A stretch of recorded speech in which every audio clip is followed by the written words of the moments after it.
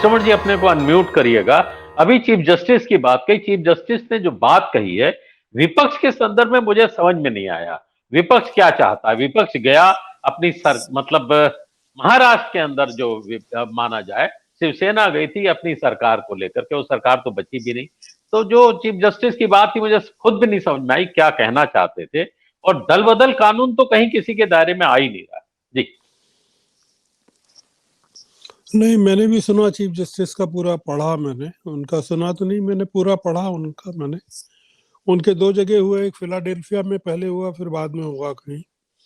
तो अब chief justice का जो पूरा मामला है वो तो देखिए कि वो उनका कार्यकाल भी समाप्त होने वाला है और बहुत सारी चीजें वो अपने पीछे छोड़ जाएंगे, कई कंट्रोवर्सीज छोड़ जाएंगे, कई चीजें छोड़ जाएंगे। सबसे बड़ा मामला तो यही है कि जो धर्म संसद थी उसको लेकर तो न्यायालय ने कुछ किया नहीं। जनवरी में कुर्बान अली और तमाम लोग गए थे धर्म संसद को लेकर, और जब ये नुपुर वाला मामला होता है तब आपने देखा कि आरडी वाला और सूर्यकांत जी की जो बेंच है उन्होंने किस तरह की टिप्पणियां की। तो न्यायपालिका का तो पूरा मामला इस समय बहुत काफी आम जनता की पकड़ से और समझ से थोड़ा सा बाहर है। जो एक चीज बहस चल रही है आपकी दल बदल कानून को लेकर, तो मैं तो खैर इस पक्ष में नहीं हूँ कि दल बदल कानून को समाप्त कर देना चाहिए। इन्होंने सुनीलम जी ने भी कहा और अरुण जी ने भी कहा। अगर हम खत्म ही करना चाहेंगे तो फिर बाल विवाह का कानून, अस्पृश्यता विरोधी कानून, दहेज विरोधी कानून, ये सारे के सारे कोई प्रभावशाली तो रहे नहीं, इन सबको खत्म करना पड़ेगा। ये सरकार तो चाहती ही नहीं है। देखिए, सरकार को चुनाव की भी जरूरत नहीं है। सरकार तो जिस तरह के एक दल की हुकूमत पूरे देश में कायम करना चाहती है, उसके लिए हम जो बात कर रहे हैं लोकतंत्र की और नैतिकता की, उसके तो लिए कोई मतलब है नहीं। हम महाराष्ट्र की चिंता कर रहे हैं। तो शुभेंदु अधिकारी ने अभी कहा था, मैंने शायद पहले भी कहा है, कि वो कह रहे हैं कि अब आगे झारखंड का मामला है, हम उसको गिराएंगे, और फिर राजस्थान का मामला है, फिर पश्चिम बंगाल में भी। तो दल बदल कानून का कोई मतलब रहा नहीं है।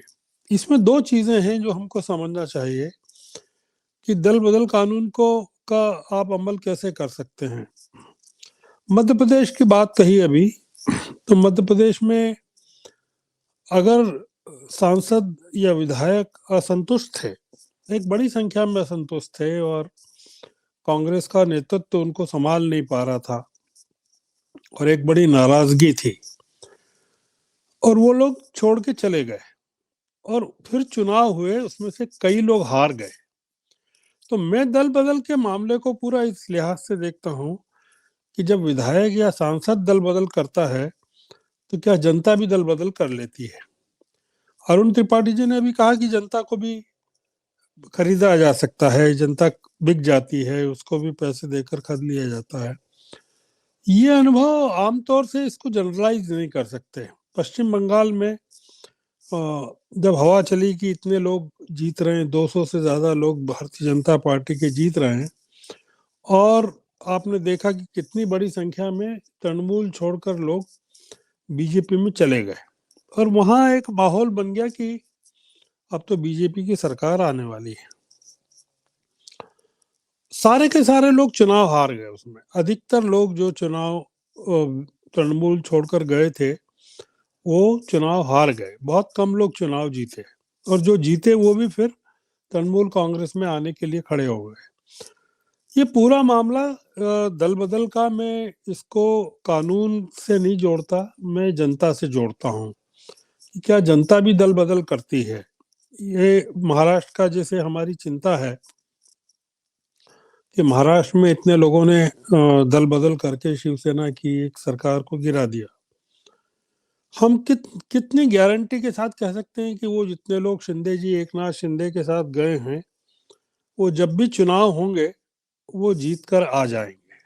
नहीं, मेरे ख्याल से ये पूरा मामला अब जनता का हो गया है, क्योंकि कानून तो बना हुआ है, उसको बने रहना देना चाहिए, और जैसा कह रहे हैं कि उसको और मजबूत करना चाहिए। निश्चित रूप से कौन मजबूत करेगा? क्या ये सरकार मजबूत करेगी क्या? और मजबूत कैसे करेगी? उसको क्या करेगी? मतलब जिस सरकार की नीयत में खोट है, वो हर तरह के दबावों के जरिए, जांच एजेंसियों के जरिए, सीबीआई के जरिए, ईडी के जरिए, पैसे के जरिए जो दल बदल करवा रही हो सरकार, वो इसको मजबूत कैसे करेगी?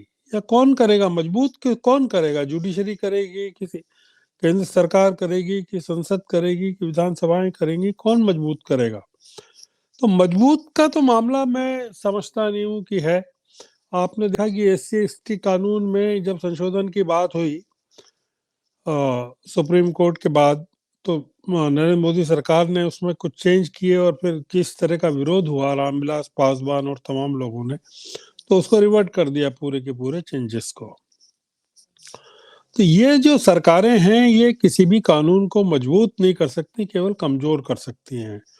और ये जो दल बदल है इस समय, जो सरकार है हमारे सामने, उसकी सबसे बड़ी जरूरत है कि चुनाव के जरिए अगर नहीं जीत सकते तो आप दल बदल के जरिए जीतिए और सरकारें बनाइए, क्योंकि आपकी जरूरत इस समय केंद्र में अपने आप को मजबूत करने की है। दक्षिण में क्यों नहीं कर पाती बीजेपी ये तमाम चीजें? बताइए, तमिलनाडु में क्यों नहीं कर पाई, या उड़ीसा में क्यों नहीं कर पाती है, या केरल में क्यों नहीं कर पाती है, या कुछ हद तक तेलंगाना और आंध्र में भी क्यों नहीं कर पाती है? तो ये पूरा जो गणित है बीजेपी का, या जो हमारी चिंता है या देश की चिंता है, वो उन राज्यों के अंतर्गत है, उन राज्यों को लेकर है कि जहां इस तरह की चीज उत्तर पूर्व के राज्यों में काफी हुआ, वहीं से शुरू हुआ, हरियाणा से शुरू हुआ, हमारे मध्य प्रदेश का मैंने बताया कि जितने लोग गए थे सिंधिया के साथ, जब वो जो दूसरी बार चुनाव लड़ा उनमें, तो उसमें से काफी लोग हार गए। ये अनुभव बंगाल का, ये अनुभव मध्य प्रदेश का, और यही अनुभव आप पाएंगे कि महाराष्ट्र में भी होने वाला है। और महाराष्ट्र में अगर उद्धव की जो प्रतिष्ठा है उसके अनुसार अगर चुनाव होते हैं, ये दल बदल का जो मामला महाराष्ट्र में हुआ, ये कितना प्रभावकारी है, ये अभी बॉम्बे म्युनिसिपल कॉर्पोरेशन के चुनाव में साफ हो जाएगा। वहाँ सारी की सारी चीजें साफ हो जाएंगी कि ये इन लोगों का कितना प्रभाव है। वहाँ जिन इलाकों में, जो अनिल सिन्हा उस दिन कह रहे थे कि ठाणे एरिया में शिंदे जी का काफी प्रभाव है, तो वहां भी देख लेंगे कि किस तरह से ये होता है। तो अगर हम ये मानते हैं कि विधायकों के दल बदल के साथ जनता भी दल बदल कर लेती है, तो महाराष्ट्र एक बड़ी कसौटी के तौर पर सामने आएगा कि वहाँ नगर पालिकाओं के चुनाव में किस तरह से जनता बर्ताव करती है। वो क्या इन लोगों को सबक सिखाती है, या इन लोगों के साथ जाती है? हमको इस पूरे मामले को अब जनता पर छोड़ना पड़ेगा, क्योंकि जनता ही तय करेगी कि ये किस तरह से। अब सवाल ये है कि जो चुनाव है वो फ्री और फेयर होते हैं क्या, या नहीं होते हैं? उसमें इंटिमिडेशन कितना होता है, उसमें पुलिस का इस्तेमाल, शासन का इस्तेमाल कितना होता है? हम देख रहे हैं कि अभी मध्य प्रदेश में लोकल बॉडीज के चुनाव हो रहे हैं, तो वहाँ किस तरह से इस्तेमाल हो रहा है शासकीय ताकतों का, या सरकारी महकमों का, या सरकारी संसाधनों का। अब उसको आप नहीं रोक पाएंगे, पर उसके बावजूद एक चीज निश्चित है कि हो सकता है कि जनता के द्वारा इन लोगों को सबको नकार दिया जाए जो दल बदल करके आते हैं। दूसरा ये कि दल बदल करने वालों की हैसियत क्या है, वो जिस दल में जा रहे हैं उसमें कितनी हैसियत बची हुई है। तो हम देख रहे हैं जो मध्य प्रदेश में लोग बीजेपी में गए या बीजेपी से जुड़े, उनको जिस तरह का दोयम दर्जे का ट्रीटमेंट मिल रहा है, या अब वहां मिलेगा, महाराष्ट्र में मिलेगा। एक बड़ी योजना के तहत फडणवीस को मुख्यमंत्री नहीं बनाया गया है, एक नाथ शिंदे को बनाया गया है। वो कॉम्बिनेशन कब तक रहता है, और उसके बाद शिंदे साहब की क्या स्थिति होगी, ये भी देखना पड़ेगा। हमको एकदम निराश होने की जरूरत नहीं है, मेरा ऐसा मानना है। ये एक तात्कालिक झटका है महाराष्ट्र, ये कोई परमानेंट नहीं है। जब वो शुरू हुआ था, हरियाणा में आया राम गया राम, उसके बाद से जो चीजें चली हैं, भारतीय लोकतंत्र ने काफी तरक्की की है और काफी मजबूत हुआ है। कुछ इस तरह के हादसे बीच में होते हैं, कुछ शासनाध्यक्ष इस तरह के आते हैं, इन चीजों को वो कमजोर करते हैं। इंदिरा गांधी चाहती तो वो बहुत ताकतवर थी, वो दल बदल का कभी उन्होंने इस तरह से इस्तेमाल नहीं किया, हालांकि उनका दल काफी टूटता रहा।